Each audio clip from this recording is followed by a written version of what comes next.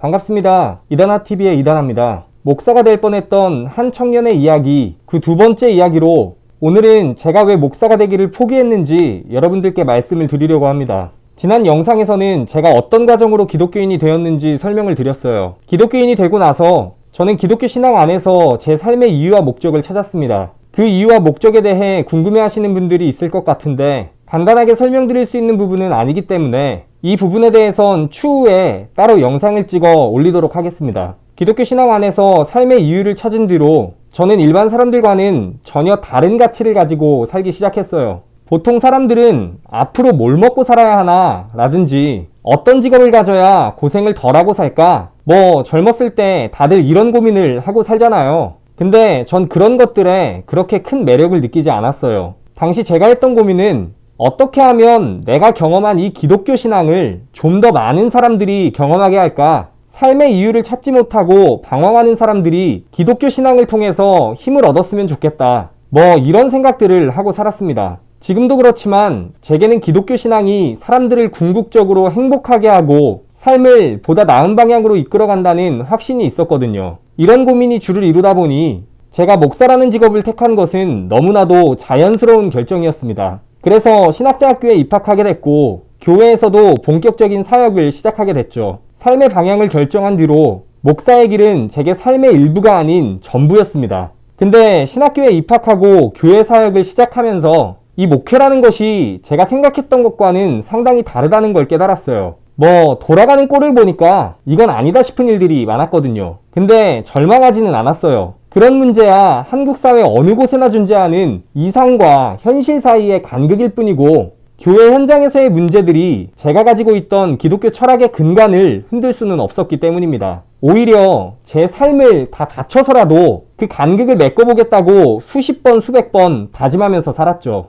그때 저를 지탱하고 있었던 기독교적인 논리는 현실의 어려움을 믿음으로 견뎌내면 언젠가는 신적인 존재가 축복해줄 거라는 고진관례의 믿음이었습니다. 그래서 어려움을 겪을 때마다 기도하면서 인내했어요.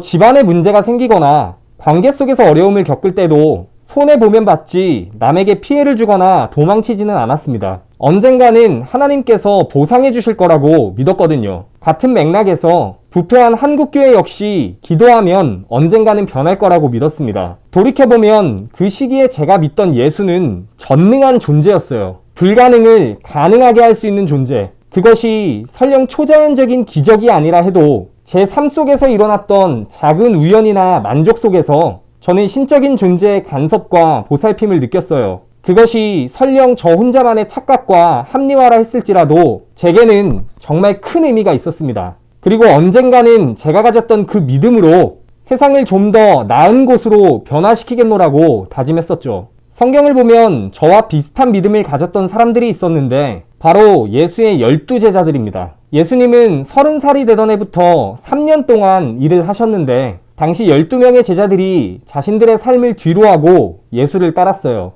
그리고 이 제자들은 예수님이 세상을 변화시킬 거라고 믿었습니다. 당시에 예수님과 제자들이 살고 있던 곳은 유대라는 나라였는데 이 유대는 우상을 섬기던 로마의 통치하에 있었어요. 아마 예수의 수제자였던 베드로를 비롯한 다수의 제자들은 예수를 자신들을 로마의 압제로부터 벗어나게 해줄 정치적인 구원자로 보았을 거예요. 또 이런 기대는 예수를 쫓았던 3년의 시간 동안 기대에서 확신으로 바뀌었을 가능성이 높아요. 예수를 통해 일어났던 기적들을 보면서 제자들은 예수를 통해 세상이 달라질 것이란 기대에 부풀어 있었을 겁니다. 근데 제자들의 기대와는 반대로 예수는 3년 동안의 사역을 십자가 위에서 마무리합니다. 제자들이 기대했던 기적의 끝은 십자가에서의 허무한 죽음이었던 것이죠. 제자들은 뿔뿔이 흩어져서 과거의 삶으로 돌아갔고 베드로 역시 십자가에 달린 예수를 보고 눈물을 흘리며 다시 어부의 삶으로 돌아가요. 많은 목사님들이 이때 베드로가 흘린 눈물을 예수를 배신했다는 죄책감에서 비롯된 참회의 눈물로 해석하는데 저는 그렇게 생각하지 않습니다. 오히려 베드로의 눈물은 그동안 예수에게 속았다는 분노와 허탈함의 눈물이었을 가능성이 높다고 봐요. 베드로가 예수를 부인했다는 죄책감에 울었던 것이라면 적어도 예수가 죽고 난 이후 예수를 만나기 전의 삶으로 돌아가지는 않았을 것이기 때문이죠. 베드로는 십자가를 지고 골고다 언덕을 오르는 예수를 보면서 3년 만에 처음으로 무기력한 예수와 마주했을 겁니다. 로마의 압제로부터 유대를 해방시키고 세상을 변화시킬 것이라 믿었던 전능한 예수가 십자가 위에서 죽어가며 능욕당하는 무기력한 존재로 전락한 것이죠. 이때 베드로는 자신이 가지고 있었던 믿음에 대한 회한에 사로잡히지 않았을까요? 신학생이 되고 나서 제가 겪은 일들을 여러분들께 일일이 말씀드릴 수는 없지만 저 역시 예수의 제자들과 마찬가지로 전에는 한 번도 보지 못했던 무능한 예수와 마주했어요. 믿음을 가지고 뛰어들었던 일이 실패로 돌아갈 때, 선한 의지로 내밀었던 손에 도리어 칼이 꽂힐 때, 침몰하는 배를 보면서 아무것도 하지 못한 무능한 정부를 볼 때, 그리고 국민과 국가를 기만한 이들이 법 위에 군림하고 있는 모습들 속에서 저는 제가 전능하다고 생각했던 존재 안에서 정말 가슴 찢어지게 아픈 무기력함을 경험했습니다. 물론 성경은 예수의 죽음이 결코 끝이 아니라고 말합니다. 죽고 나서 예수가 부활했다고 말하죠. 부활한 예수를 만난 제자들이 또다시 자신의 삶을 뒤로하고 기독교 신앙을 전하다가 죽임을 당했다고 이야기합니다. 근데 저는 솔직히 잘 모르겠어요. 부활이 무엇인지, 그게 몸의 부활인지 정신의 부활인지 혹은 감정의 부활인지, 그게 앞으로 제 삶 속에서 어떻게 경험될 수 있는지, 그것이 일회적인 사건인지 아니면 삶 속에서 날마다 경험되어지는 것인지 솔직하게 말하자면 잘 모르겠고 꽤나 시간이 흐른 지금으로선 별 관심도 없습니다. 다만 제가 깨달은 유일한 사실은 지금껏 제 기독교 신앙의 큰 바탕이 됐던 고진감래의 논리가 잘못된 것이었다는 점이에요. 성경은 결코 고생 끝에 낙이 온다고 이야기하지 않아요. 단지 하늘의 미랄이 돼서 썩어 죽으라고 권면합니다. 교회는 신도들에게 기도로 인내하면 밝은 내일이 올 것이다 라고 말하지만 실상 사회와 교회의 현실을 직시하자면 오늘날 이 한국 사회 속에서 예수를 믿겠다는 건 나도 저 십자가를 지고 무기력하게 죽어도 좋다는 그런 희생의 결단이고 또 그래야만 해요. 지금도 많은 교인들이 현실의 어려움 속에서 신앙을 가지고 인내하며 달콤한 내일을 꿈꾸고 있어요. 그러나 제가 기독교 신앙 안에서 고민하며 깨달은 건 성경은 결코 성도들에게 더 나은 내일을 약속하지 않는다는 거예요. 도리어 예수로 인해 가난하고 궁핍한 환경 속에서도 만족하면서 자족하는 법을 가르칩니다. 물질 만능주의가 팽배한 작금의 한국 사회 속에서 기독교인으로서 살겠다는 다짐은 남들과는 다른 가치를 가지고 그 가치에 만족하며 살겠다는 고백이어야만 하는 거죠. 이 같은 결론에 다다랐을 때 제가 목회라는 길을 포기한 것은 스스로에 대한 솔직한 고백입니다.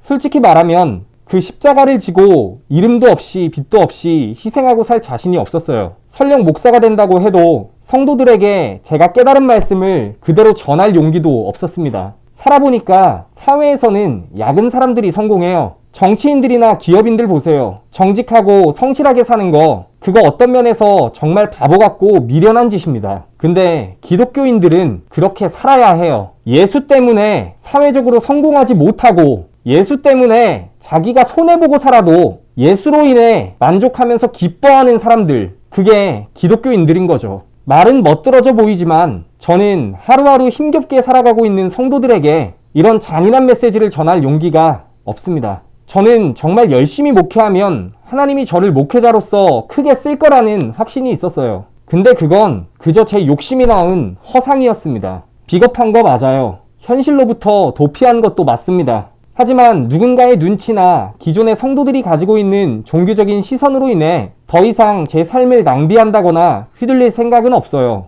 저는 풍요로운 삶을 누리고 싶고 제 가족들에게 종교적인 가치를 강요하거나 강요받게 하고 싶지 않습니다. 적어도 저는 제 미래의 가족과 자녀들이 스스로의 삶을 선택할 수 있는 기회와 환경을 제공해주고 싶어요. 그리고 그들이 고민 끝에 기독교가 아닌 다른 가치관을 가지고 산다면 그것마저도 존중하면서 대화하고 싶습니다. 그게 제가 원하면서 꿈꾸는 삶이에요. 이런 이유로 저는 목사라는 길을 내려놓았습니다. 처음에는 많이 힘들었고 삶도 많이 흔들렸지만 지금은 이 유튜브라는 컨텐츠 속에서 새로운 목표를 세워나가는 중이에요. 그리고 그 과정을 여러분과 함께하고 싶은 생각입니다.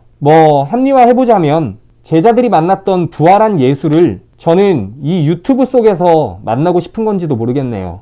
아직은 구독자도 적고 영상도 얼마 되지 않지만 저는 앞으로 제 채널이 분명히 크게 성장할 거라고 믿습니다. 그리고 어느 정도 영향력이 생겼을 때 제 욕심만 채우는 게 아니라 이 부패한 한국교회를 위해 무슨 일이든 할 수 있었으면 좋겠습니다. 그 과정에 여러분께서 함께 동참해 주셨으면 해요. 오늘도 제 채널을 구독해 주시고 관심 가져 주시는 분들께 진심으로 감사드립니다. 미래에 제 모습이 궁금하시다면 구독과 좋아요 꼭 부탁드립니다. 감사합니다.